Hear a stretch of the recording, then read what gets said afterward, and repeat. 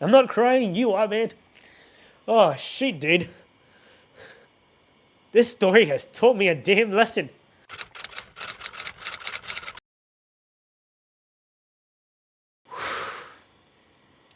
Hi, today I will be reacting to stories that make you cry, according to Reddit.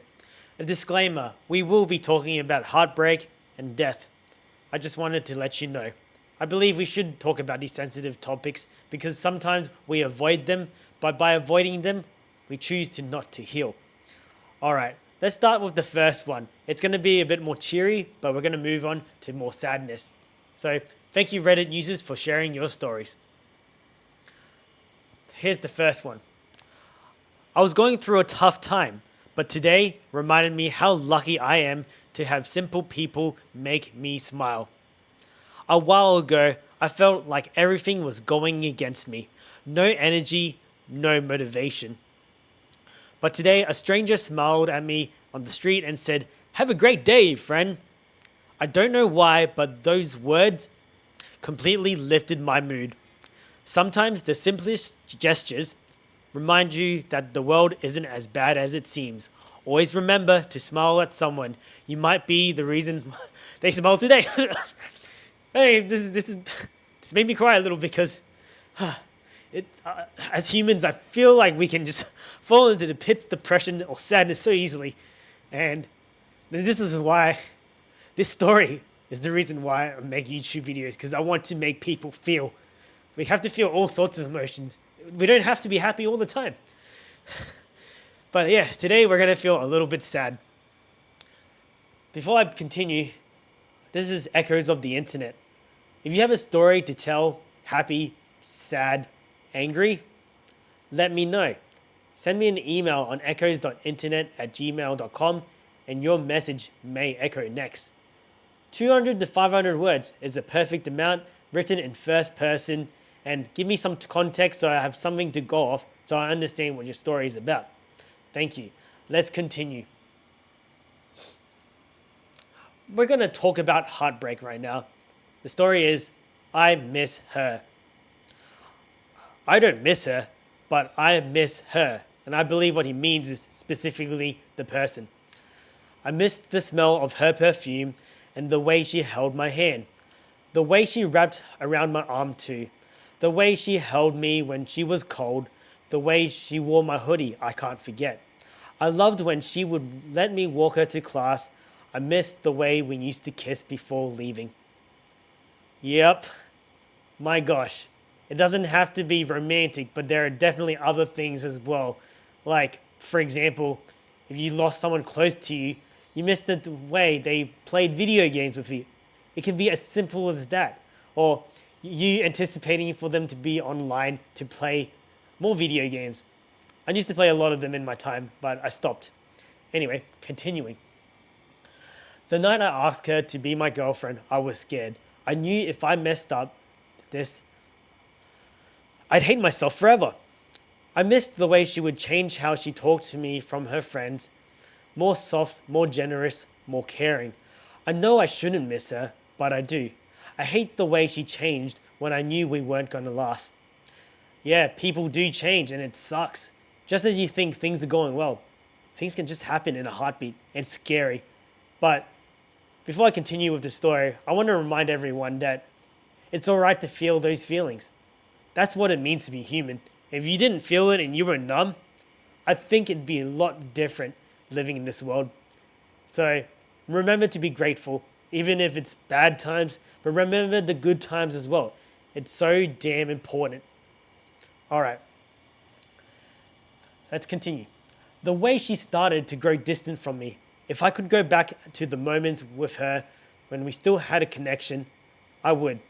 As she showed me what a true care was. I fear not that when we are over, I believe he was trying to say, I won't be able to experience true teen romance.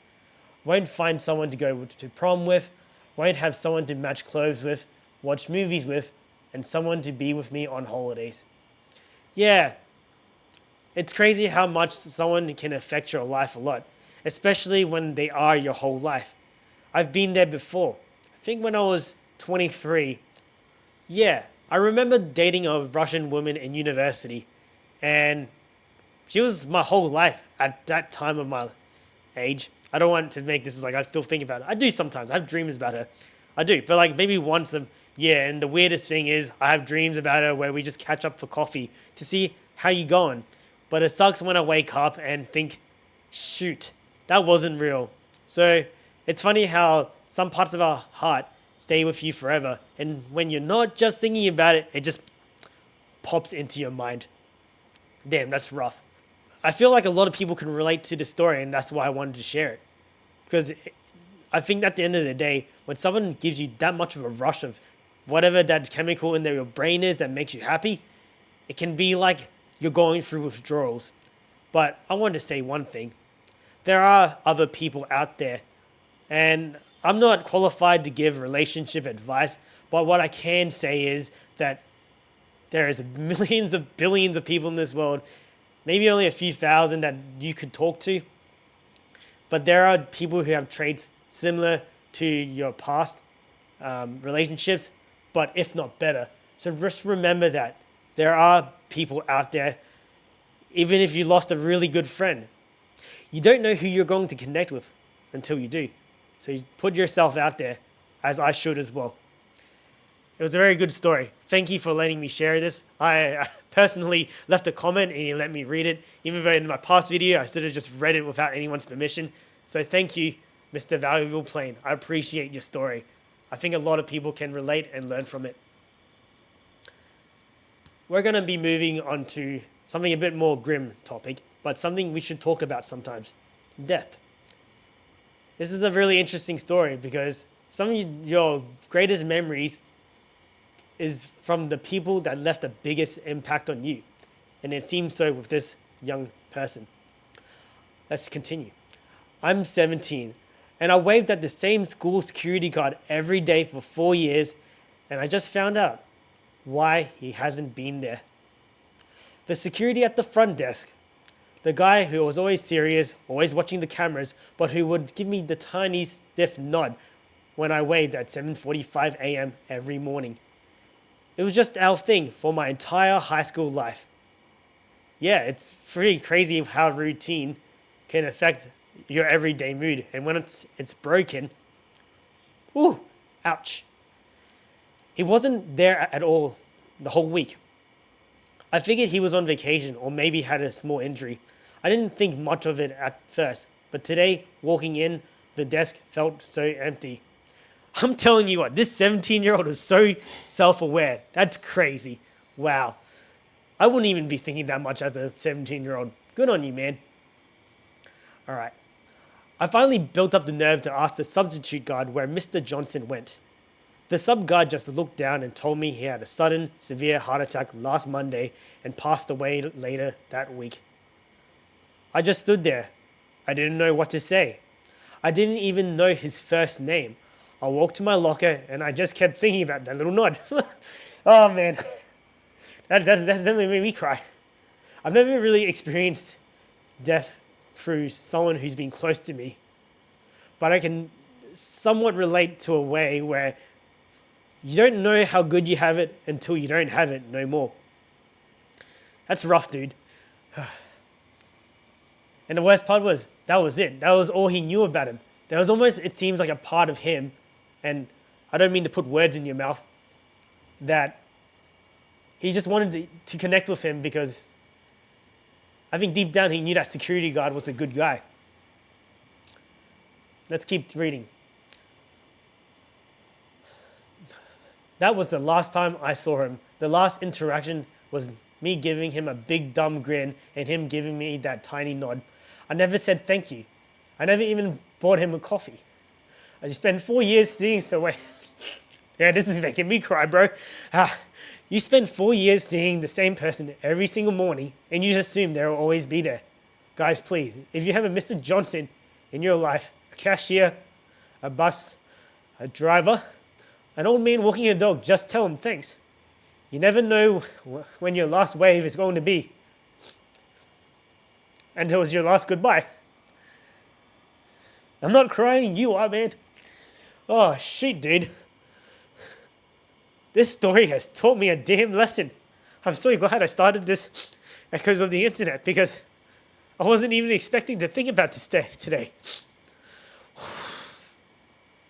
That's why you really should, especially the ones who are close to you, appreciate every moment of them, because it's so funny how you can just cruise along life and be like, whatever, they're always going to be there. But all it takes is one little accident and it's gone. Whoa, man. I think today's been pretty heavy.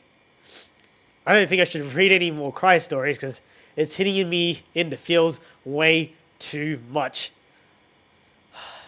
But I think we need to share these stories because we can learn so many lessons from this. And I believe everyone, even if you're feeling alone or at any time, start to make some damn connections, because the worst thing is feeling lonely, and people don't deserve that. Don't go out of your way to make just any friend, but make sure that friend is someone who values you and brings joy to your day, and as well at the same time you bring joy to their day as well. Gosh darn, man, this made me cry. Alright, I think that's enough tears today. I think I've had enough welling up. So, if you have a story to tell, sad, angry, happy, any mood it could be, send us an email of your story with some context between 200 and 500 words to echoes.internet@gmail.com, and your story may echo next. I hope you went on a roller coaster of emotions like I did. It's good to feel sometimes. Goodbye and subscribe.